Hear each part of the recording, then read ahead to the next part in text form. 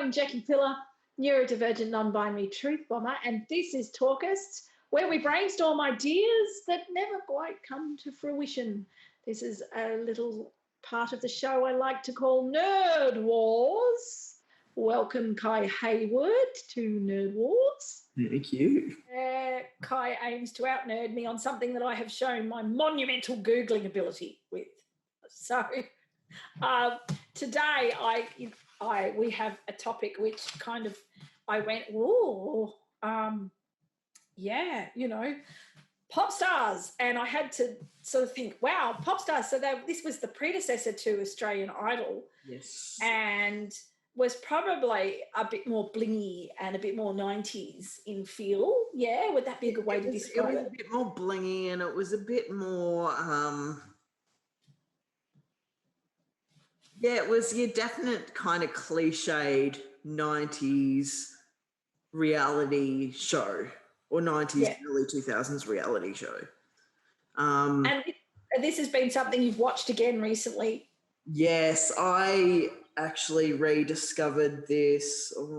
I kind of rediscovered this particular YouTube channel over a year ago, but I found it again recently over the course of the worldwide crap show, to put it politely, that we've got going on at the moment. And as a result of said crap show, my mental health has not been the best, but I have found watching old TV shows from my childhood really comforting. So I came across the Popstars Australia channel, and they've both uploaded Series 1 and Series 2. And I still am, binge watching a lot of that and absolutely obsessed with it. I loved the first kind of suspect that I really loved the first series, but the second series I wasn't a huge fan. I liked, but I wasn't a huge fan of. Kind of ironic. Anyway. It's interesting that during, for a lot of people locked down and things like that, the things that we used to call guilty pleasures are now just pleasures. It's just we've taken away all the guilt and the shame of the things we like, which from my perspective as someone who likes really quirky things, it's like, yay, you mean I don't have to go on a guilt and shame trip when I want to watch something about serial killers? Well, no, actually, that's not really great. That's the thing. That was my absolute obsession as a teenager, like anything Popstars or Bardo related or I was absolutely obsessed as a kid and equally as obsessed now, I think. It was a good show. And I can honestly say I watched Series 1. Yeah. And now I don't watch. I say occasionally I watch The Voice only because I like the idea of people not being judged on their appearance. But anyway, this was what I managed to find out through a very quick Google, because I'm sure you know more. But like all things shiny and good, this came from New Zealand. Yes, True Bliss.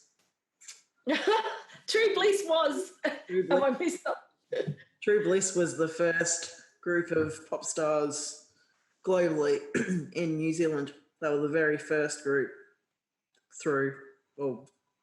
formed. Yeah. And it's a bit like, revisiting it, it's a bit like, we are talking about it not being a guilty pleasure. The only thing it does do when I found out that it came from New Zealand was make me incredibly jealous of their Prime Minister. But, Aren't we all? I mean, like, just Jacinda, marry me, please. Jacinda Ardern, if you see this video, marry me, I'm single. I'm sure the list is really long. The list of, so I also found it was interesting because when you said that Bardot was one of your favourite acts, I was like, remind me who Bardot was. And then I realised that this was where Sophie Monk started. Yes. And the other ones are, I was promising, I didn't write them down because I was like, I really want to remember because I want to show how not clever I am.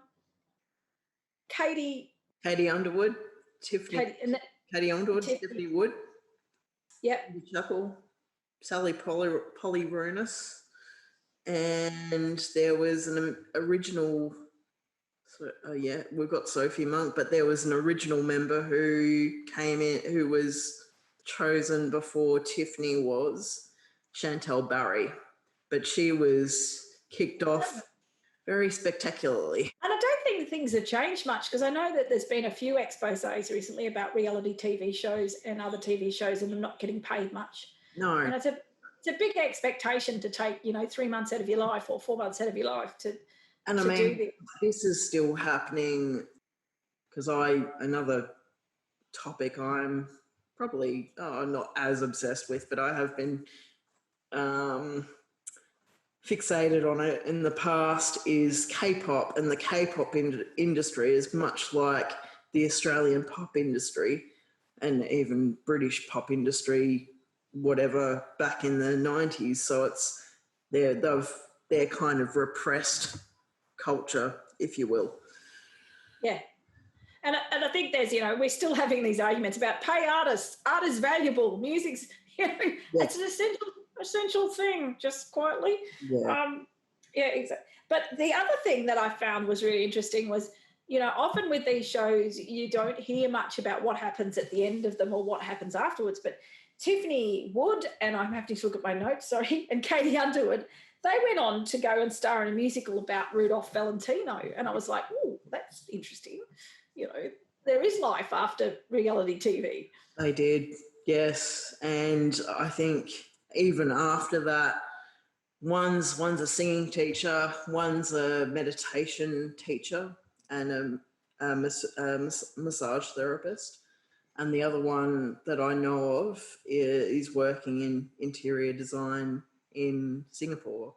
And the way I kind of found out that I kind of knew of the first two, but I didn't know Belinda Chappell was working in a completely different industry overseas. And I found out that they've actually, or the three of them have actually reformed recently. Yeah. During this whole isolation period. And again, this has been part of the fixation. Like, this has been just, I've been fanboying over it so much. Been loving it sick. But yeah, like, there's things that I'm kind of finding out, even about the old series, that I didn't know about previously because of this reformation.